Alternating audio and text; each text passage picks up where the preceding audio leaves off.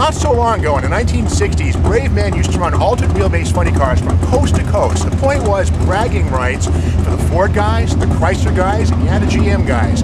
These guys would go out there every week and put on best 2 out of 3 match races, and these guys basically risked it all just to prove that their car was the quickest and the fastest. Those days are long gone, or are they? There's a whole bunch of guys these days who are building match bash cars. Now what these are is altered wheelbase tributes to the 60s cars. Now they don't have to run 8s or even 9s. We're running 11s and 10s and 12s. But the point is we can drive these cars on the street. We're here today at Lebanon Valley Dragway in New York State. We're going to put a couple of match bash cars through their paces right here in a best 2 out of 3 match race. Winner take all.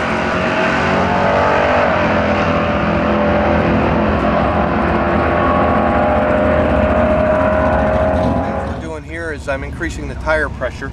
I want to make sure I stay ahead of the Chevy in the next round. So I bumped it up from about 9.5 pounds to maybe 12 pounds.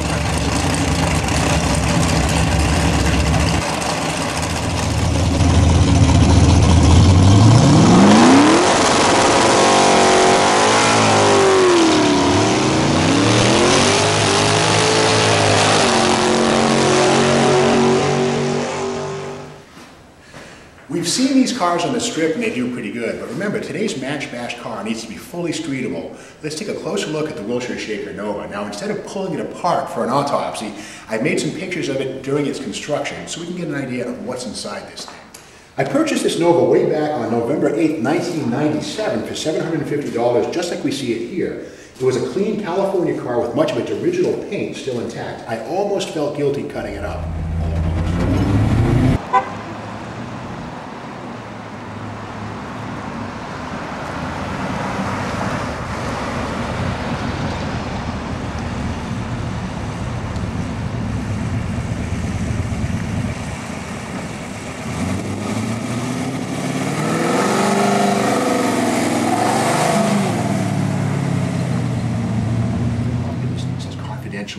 On the front, it says race car, AFX Dragster, A-Series, B-Body Plymouth. Of course, A-Series refers to the 1965 model.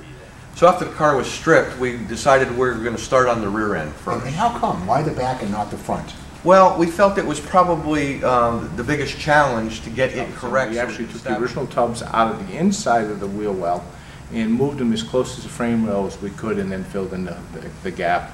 So it looks fairly factory underneath here as far as wheel wells are concerned. So you split the tub and welded a patch? Correct. Exactly. You added about 3 inches or how much? Inch and a half. Inch and a half. That's all we could get, you know, without going into the factory frame. You know, after completing that process then, what we did was go back to the outside of the car and welded in the filler panel on the side and started stitching the rear fender. And that portion of ours hanging down. Right. Okay, so we decided, we talked about it, and Bill and I said, so when we put this in place, we were able to bolt all the accessories and make sure that the clearances were all going to be okay. We had an oil pan on it, valve covers on it. We actually put an intake manifold on it so that we could put a level on it. Stock bore stroke, I think it's 30 over at this point, which brings it out to just slightly over 430 cubic inches. The valve train is pretty much standard. It's got Indy and Dick Landy rockers, Manley valves, and springs. It's got the gold stripe column-mounted shift automatic lever right there, just like the factory car. It's got a radial delete plate that's been made up to house the battery kill switch, and of course the door panels here and the one-piece plastic windows are exactly like the old AFX cars were back in the day. So these cars do take a little bit of effort and some skill, but if you're not up to it, the guys at Auto Service of Old Saybrook can do it for you. Okay, Gary, let's take it for a drive.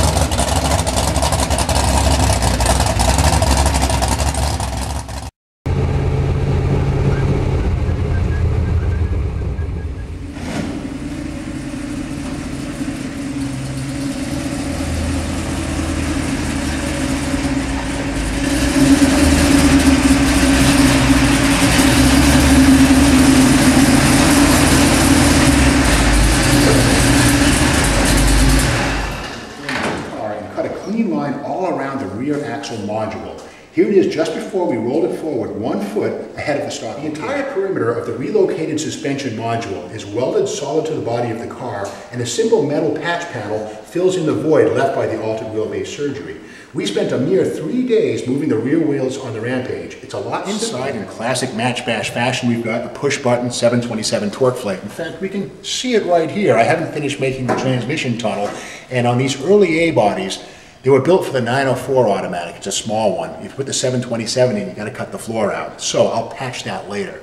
It is cable operated with buttons, and here we go with 1, 2, and drive. But don't push R for race ever unless you want to. It's a 1967 Dodge Dart with a 520 cubic inch Hemi engine.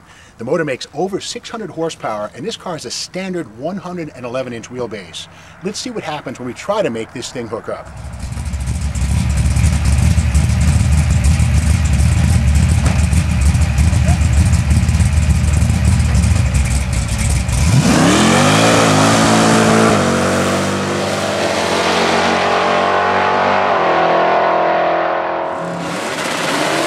Building a Match Bash car is too hard. It's not. Just follow our suggestions and know that you too can do this if you put your mind to it.